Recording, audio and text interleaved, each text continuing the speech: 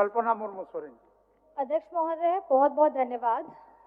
ये मेरे लिए काफ़ी हर्ष का विषय है कि आज मैं विगत हमारे 5 वर्षों की हमारी अबुआ सरकार के शिक्षा क्षेत्र में उन्होंने जो कार्यरत किया है, उनके उल्लेखनीय कार्य को और आगामी आने वाले कार्यों को सदन के पटल पर रखूंगी। अध्यक्ष महोदय, भारत का संविधान प्रारंभ होता है एक पंक्ति से, हम भारत के लोग। वास्तव में अगर देश का अगर आपको देखना है तो उस भौगोलिक क्षेत्र से नहीं, आप किसी देश के गौरव को, किसी देश की सभ्यता को उनके लोगों के द्वारा पहचानते हैं। और जिस तरीके से आज आखिर देश में हमारे जो बच्चे हैं, हमारे युवाएं हैं, अगर वही शिक्षा के क्षेत्र में उनकी स्थिति बदतर हालत की रहेगी तो आप समझ सकते हैं कि राज्य का क्या हालत होगा। आदरणीय हमारी पूर्व शिक्षा मंत्री जी बोल रही थी, बहुत अच्छा लगा उनकी बातें सुन करके भी। लेकिन आप सभी जानते हैं कि पूर्ववर्ती सरकारों ने हमारे झारखंड में शिक्षा के क्षेत्र में क्या किया है। डबल इंजन सरकार क्या कर रही थी। मैं ये बताना चाहूँगी कि हमारे झारखंड के सरकारी स्कूल बंद हो रहे थे। हमारे क्षेत्रीय जो शिक्षक थे उनके पद की नियुक्ति नहीं हो रही थी, उनको समाप्त कर दिया जा रहा था। मोदी जी, सवाल है दृष्टि का, सवाल है नियत का कि आपकी नियत कैसी थी। आज भी हम 5 से 6 वर्षों तक हम झारखंड के विद्यालय बंदी का विषय क्यों उठाते हैं? इसलिए उठाते हैं क्योंकि इनकी सोच जगजाहिर हो गई थी, जो इनको झारखंड की जनता ने 2014 में दिया था। किसी भी अगर आपने स्टडी किया होगा, देश में किसी भी लोकतांत्रिक सरकार ने किसी भी राज्य में 20% से ज़्यादा स्कूलों को अगर बंद कराया है तो मुझे लगता है कि झारखंड का नाम उसमें आता है। और मैं आपको कुछ दिखाना चाहती हूँ।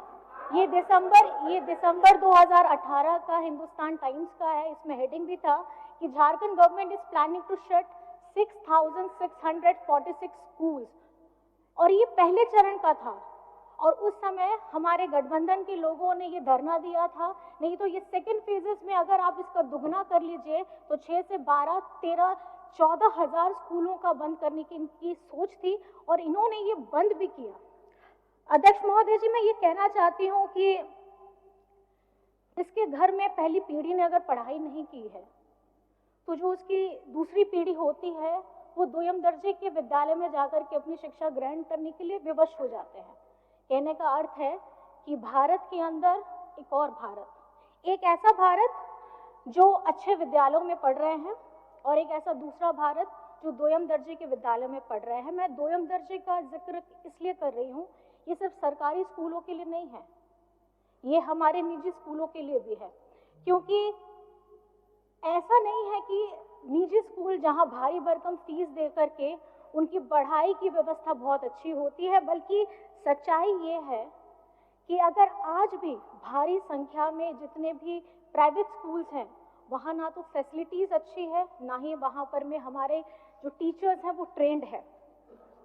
आप अगर बराबरी का हक ना मिल सके, इसलिए इतिहास में एकलव्य का अंगूठा काटा था। ये महोदय जी, मैं कहना चाहती हूँ कि क्षेत्रीय भाषाओं के लिए या शिक्षा की व्यवस्था को सुधारने के लिए या शिक्षा कर्मियों के लिए ये उसी तरीके की पूर्ववर्ती जो सरकार थी, डबल इंजन की सरकार, इन्होंने हमारा अंगूठा काटने का काम किया था।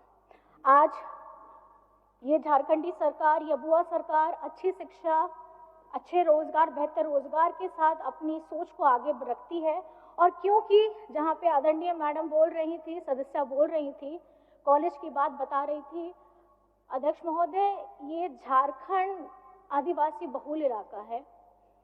यहाँ खाने पीने की जद्दोजहद में बहुत लोगों ने बरसों बरस संघर्ष किया है।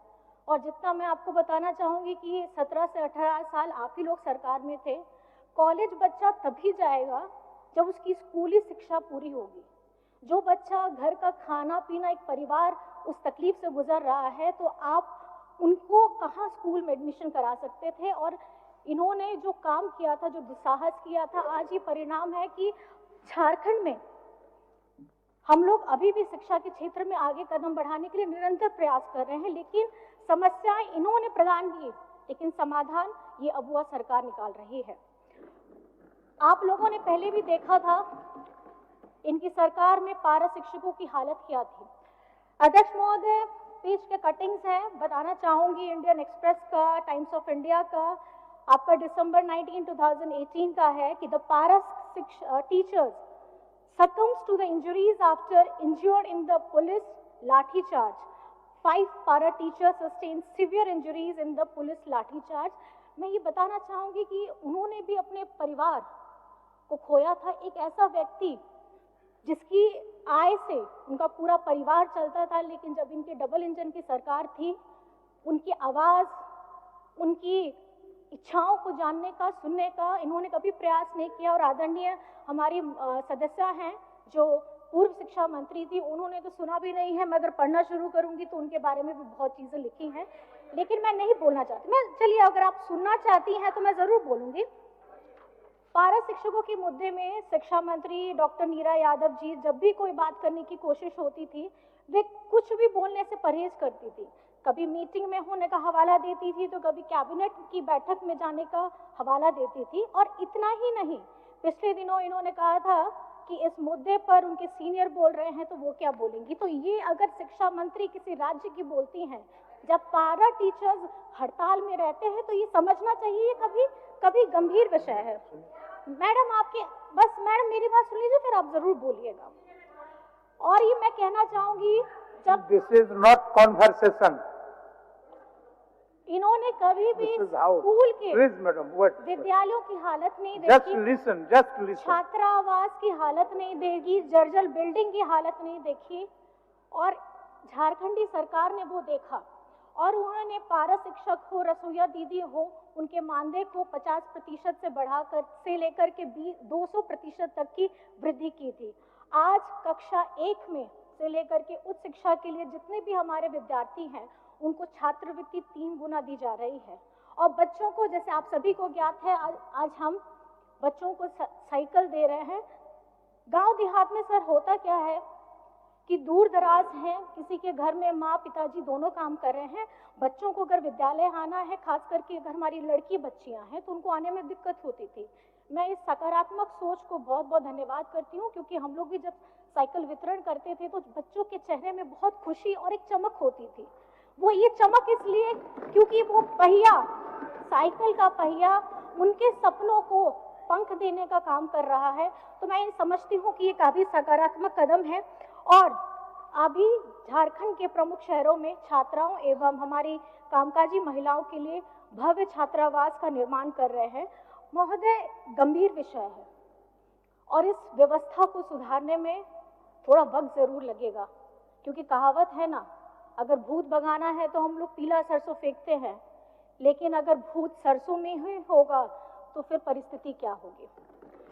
लेकिन इस संजीदगी के साथ में आज झारखंड में मैं बहुत आपके समक्ष में मैं ये कहना चाहूंगी कि गर्व होता है कि इसी वर्ष आयोजित हमारी जेईई एडवांस में हमारे सीएम स्कूल ऑफ एक्सीलेंस के जितने बच्चे हैं, बहुत बच्चों ने अच्छा प्रदर्शन किया है।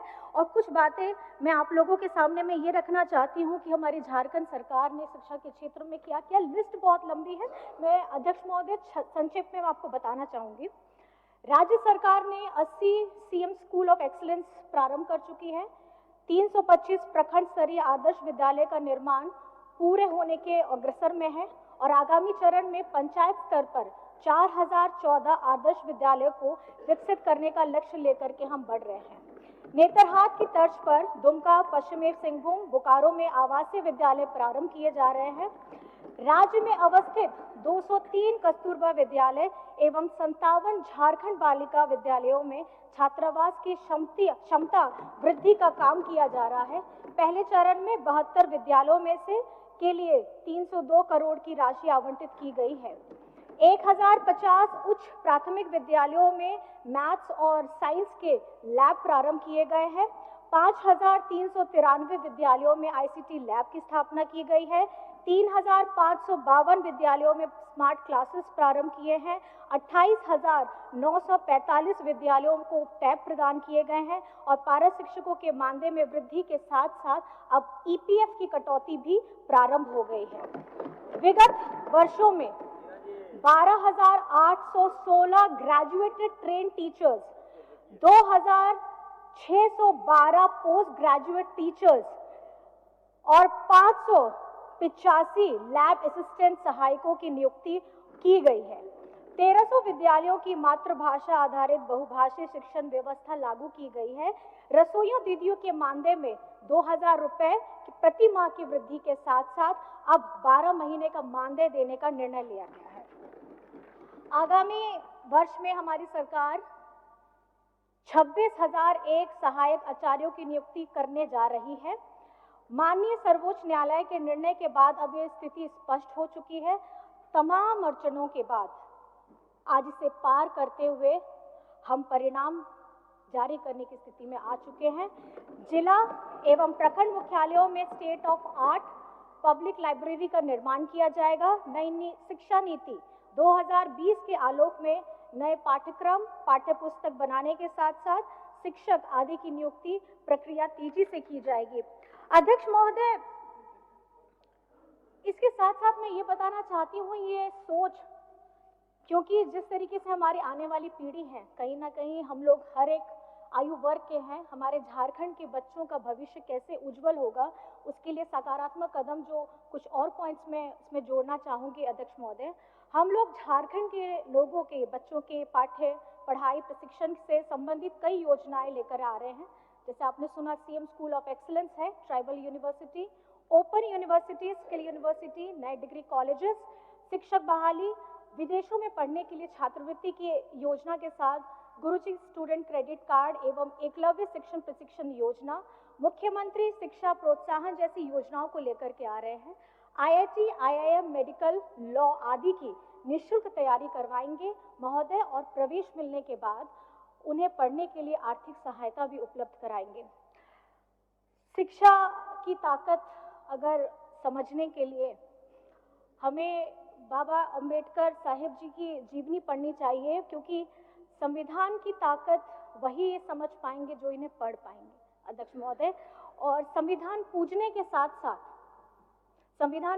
साथ साथ जरूरत है उसे पढ़ने की, उसे समझने की, क्योंकि किताबें चुप रहती हैं और उसको जिसने पढ़ लिया वो जीवन में बोल भी सकता है, लड़ भी सकता है और अपनी आवाज को बुलंद भी कर सकता है।